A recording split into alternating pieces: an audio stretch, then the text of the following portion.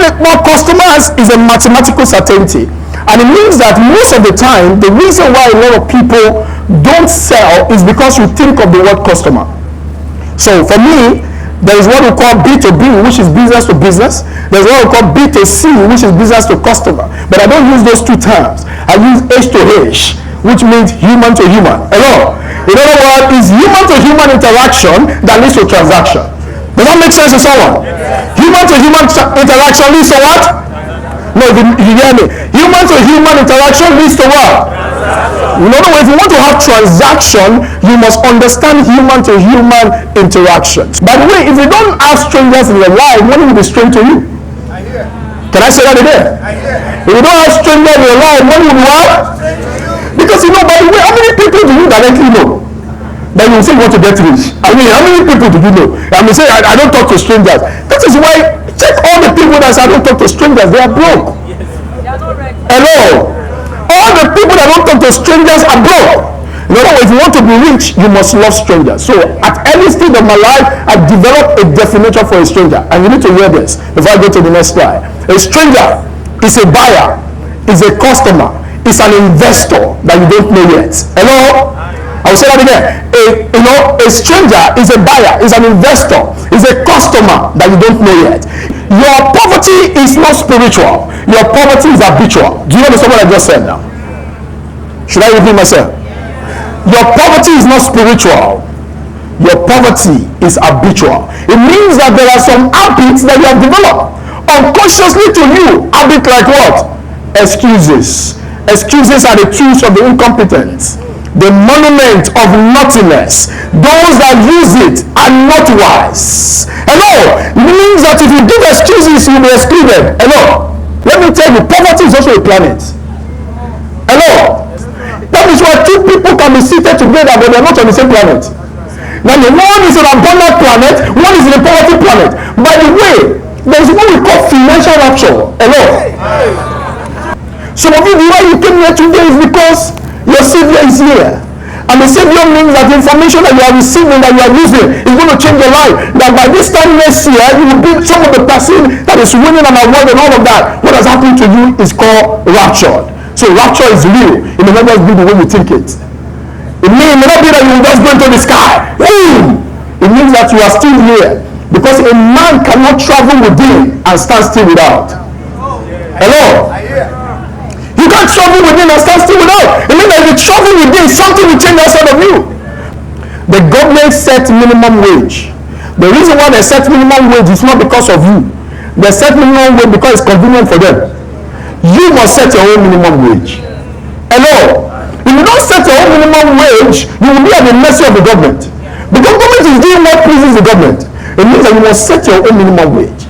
And when I say that, people get angry. But the minimum wage in Nigeria, just to live small, where must be $1 million. Hello? You are not short of money. You are short of courage to go and attract it. So you need to understand that people are looking for. Let me tell you, one of the psychology of human being is that human beings love to spend money. People that have given up on their dream that will eat yours. People that have given up on their dreams that will hit your dream. It means that the moment people started eating on you, begin to have mercy on them because they have given up on their own dream. I have a saying that has helped me a lot in life. I say, if people don't label you, it means that you are not a brand. Isn't it? In other words, if people don't label you, it means that you are not a brand. You see, you need to be labeled. That means somebody need to call you a name. Somebody need to say, Madam Landlady, what is your problem? You see, somebody need to hate you. I love you to hate me and pay me. What is the essence of loving me and not paying me? You see, haters buy. Hello? And haters promotes. By the way, haters give you free promotion. Because this is what they do. They will say, don't you see that guy that is talking about brand? What do you know, sir? Unknown to him that he just promoted you. It's called mentioning. Haters always mention. They say, well, that guy that teach business plan, strategy. Who is that guy? Say, no, you know that guy. Come and see him now. Come and see him. Unknown to them, they have just promoted you. In other words, you need haters in your life if you want to be rich. Hello? You need haters. Some of you think, what is the essence of all these people you have in your life? Said, I claim to like you, but you're broke. person to buy land, they will say, you said don't join them. You see, what haters will buy to prove you wrong? Hello, your cooler need to be full of leads. You need to continuously talk with people and to people. You see, at my level, I'm not that big, but I'm not broke. Hello, and this is what happened. I still find a way to talk to, either online or offline or inline or everywhere. I still talk to about 10 persons every day to buy something. And you know why? Because this is what happened. You're not short of money, you are short of contacts. Hello? You're not short of money, you are short of contacts. It's because you don't have contacts, that's why you don't have contracts. That means if you want contract, which is business, you need to have people in your life. So everything that has been said to you today, if you don't do something about them, if you don't have people that can buy something, how do you close them? So contact is very important. Whoever is doing the talking is the one doing the buying. Whoever is doing the listening is the one doing the selling. Oh, use question to ask question. The first step is use question to ask question. So somebody says to me, how much is the land? Never say the price of a product to the prospect that called you the first time that I've not seen it. Never mention the price first. Always says it depends. Then when you say it depends, you now say, by the way, I would like to know what is important to you about this call. Alright? What is important to you about this product? What is important to you about this product? Now this is what happens. People don't buy for their reason, people buy for their own reason. People don't buy for their reason, they buy for their own reason. So I need to know what is important to you about the product. Learn to ask questions until you gain clarity. Learn to ask questions until you gain clarity. Become a consultant, like he said. Become a consultant. You see, this is what happens. You go to your doctor, and if when your doctor saw you, and he say, I'm looking at the lady here, but you may not know I'm looking at her. And the doctor said, that lady, he now said, well, the way I'm seeing you, you need Panadol. Now, you will sit down, and the next thing you are looking for is a way of escape. Because you need to get out of that doctor immediately, because this man can kill you. Because you need to diagnose before you prescribe. So most of you never diagnose, because you thought people don't have money, but people don't have money for what you are selling. People have money for what they are buying. People have money for what they want, not what you are selling. Now you need to connect what you are selling with what they want. Somebody may not just want land, he may want a vacation. Somebody may not just want land, he wants something that will be able to pay for his children's school fees. Now the question I want to ask you, what is important to you? What is your dream about this thing? Where do you have property? Yes. Have you ever bought anyone before now? And the person is looking at you. Perhaps you are the first person ever that has ever asked question when the guy make a call. And guess what? It happens all the time. Question leads to discovery. Learn to have about 3 questions that you ask every prospect that make a call to you or that you call. Number 1 question, what is important to you? What are you buying it for? What do you want to use it for? You see, the point is, the moment you can ask those questions, they will lead you to the next step. Because when you can know what people want, you are already leading them to buy. Because this is what happened. I don't ask for the order, I make the prospect to give up. This is what I do. I make you to give up every other options. I just focus on me. By asking for the order, you may think you can call somebody else, but I make you to give up. So the first thing you need to do is to ask qualifying questions. Learn to qualify the people. Qualify them. Qualify them. Let me give you this line. It's a very good line. When people call me and before you, or I go to meet a prospect, I will say, sir, Ama, you know what happened? You may not need to buy this product. This product may not be good for you. But however, I would just like to find out something so that I don't waste your time and I can just manage my little time. Alright? Now, this person feels comfortable because my first role when I get before you is to pacify you. Now, if I can make you comfortable, it's easier for me to sell to you. Most people are edgy. Most people don't like salespeople. Most people don't like someone that is selling something because they don't like it. So what do I want to do? I want to make you comfortable. How do I make it comfortable? I also have this slide that I use. I will tell you, it is comfortable for you to say no to this offer. Alright? It is comfortable for you to say no if it does not help you to get what you want. However, I would like to know what is important to you about buying this stuff. I need to ask a qualifying question. I need to ask a qualifying question. One of our friends, Olisa and I, his name is Azan. And many years ago, I was teaching a class, and Azan was in the class, and I was teaching principle like this. And I said, learn to ask the prospect, what is important to you? And Azan said he left the class, and he called the man that he had been trying to sell something to. And he suddenly realized that he wanted to sell the man a product of 1.5. But what the man really wanted is a product of 10 million. So everything you have been saying is not related to what the man wants. Now, by the time he asked the man what he wanted, the man bought a product of 10 million, but you're finding it difficult to sell the man a product of 1.5 million. So many a time, it's not that people don't have money. It's because you are too selfish and focusing on the commission, not on their own transformation. If you focus on the transformation, your commission will take care of itself. Focus on the transformation of the prospect, and guess what happened? Your commission will take care of itself. So my brother in Brandon comes to me and he begins to ask me questions. He already knows his product, but he's not there to tell me about his product. He already knows the product, but he wants to know my concern and my problem, so that I can know how to fuse his product into my problem. Because products are only delivery mechanism. If you don't know my problem, your product does not matter. Because what is the essence of a product? When you wake up this morning, nobody is thinking about seminar.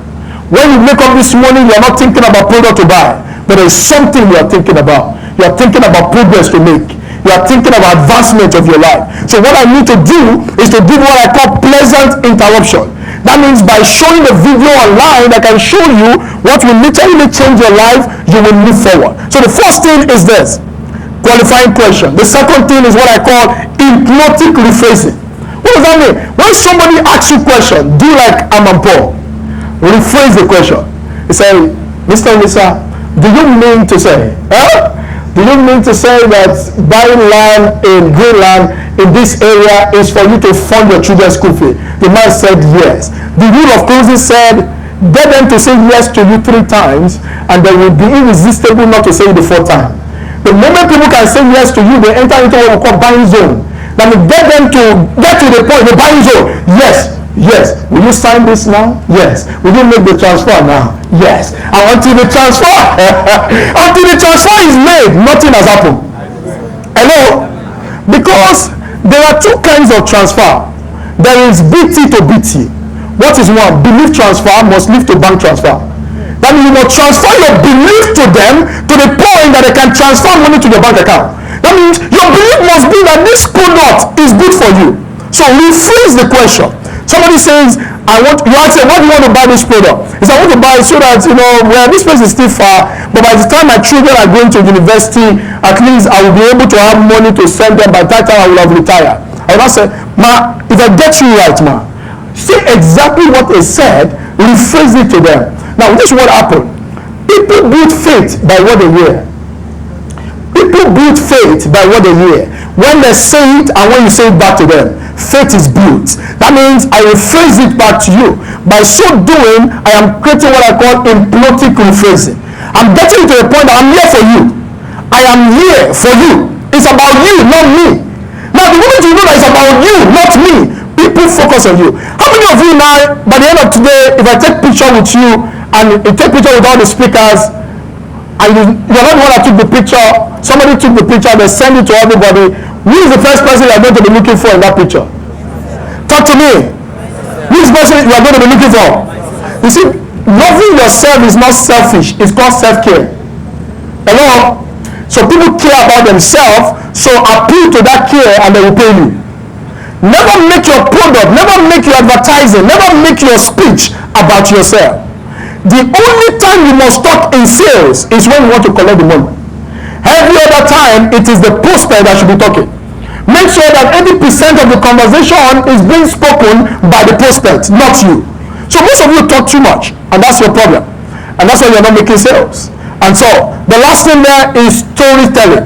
Now, I call it story selling, is my guy that made a mistake. I think he has a problem with English. He was thinking English, so he called it storytelling. It's not storytelling. It's story what? Selling. So what do you do with story selling? It means that the moment the person has told you what the situation is, you will not tell them some things that will prove to them that your product is the one that can give it to them. What do you need to do? Develop what I call POT.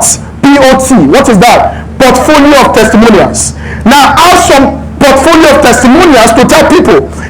Just like you, ma, one man came to us and he wanted to send his children to university and he has bought X and Y when the price was X and Y.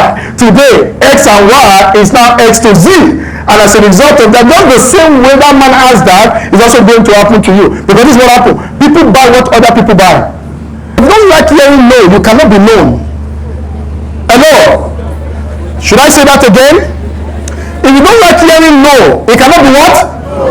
You see, if you want to be known, you have to love hearing no. It does not mean that no is always good all the time. It does not sound pleasant. But the truth is, no is a journey to a destination called yes. People must say no to you. You see, my life changed in sales when I learned this one lesson. As I begin to round up today, let me tell you the lesson that I learned. I learned a lesson many years ago. And this is the lesson.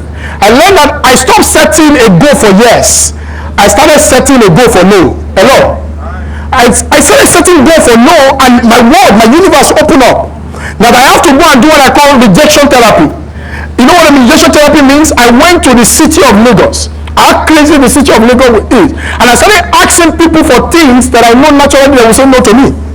I went to the mall and I started pricing things in a ridiculous amount. It's I'm not buying. I just want to hear no. Hello? I don't want somebody to say no to me. Like, I mean, you know, I go to the cinema and they will say the ticket to the movie is 3,000 or 4,000. I say I want to pay 2,000. And they will look at me.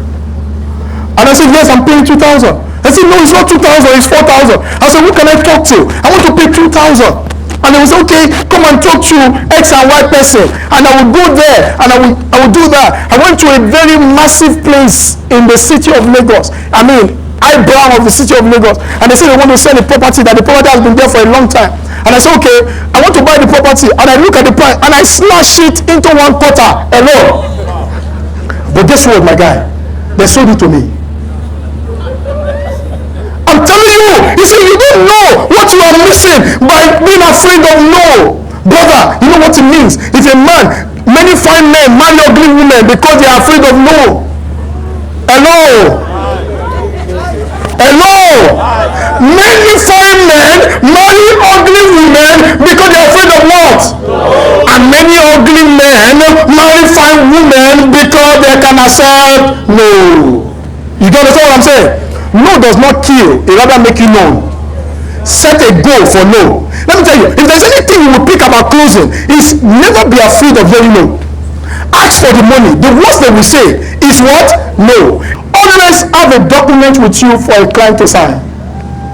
Always have a form and a pen in your bag. The moment you get to that point, you pull it out, you put it on the table, you say, sign here. Because from that moment, you are in charge. Sign here. Sir, how much can you transfer right now? Okay? Give them two options. Never give them one option because make them think too much. Say, are you transferring 1 million now or 3 million? Okay? They say, no, I can do 1 million. Because you see, when you give them one option, they will say no. Two options mean that you choose one. Hello?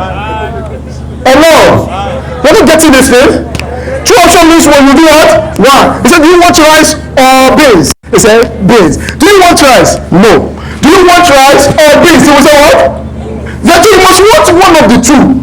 One of you don't give options. You must give options. So that is number one. Number two is decision making. Somebody says, I want to talk to my wife about it. There are only one thing you must not hear in sales. This is it. I want to think about it. I want to pray about it. I was with a pastor one day. He said, I want to pray about it. I held his hand immediately.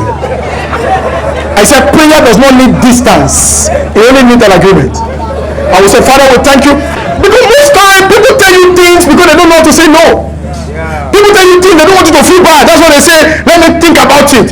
Now, why do I tell you what to think about it? From today, this is what you should say. I want to think about it. Say, well, I really believe you need to think about it. But for sake of clarity, do you want to think about how many plots you want to buy? Do you want to think about the first installment? Do you want to think about when you're making the payment? What exactly do you want to think about? And the man, you suddenly know that he's not thinking about anything. I cannot do this. I cannot do this. The first thing you need to find out is clarify them. Now let me share this with you and I close.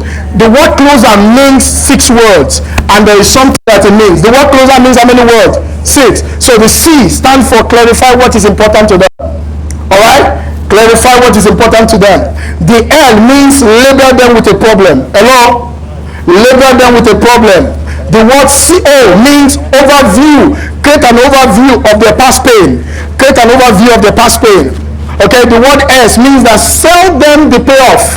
Sell them the progress. Sell them the progress. The word E means explain away their concerns and their problem. and the word R means reinforce the decision they have made.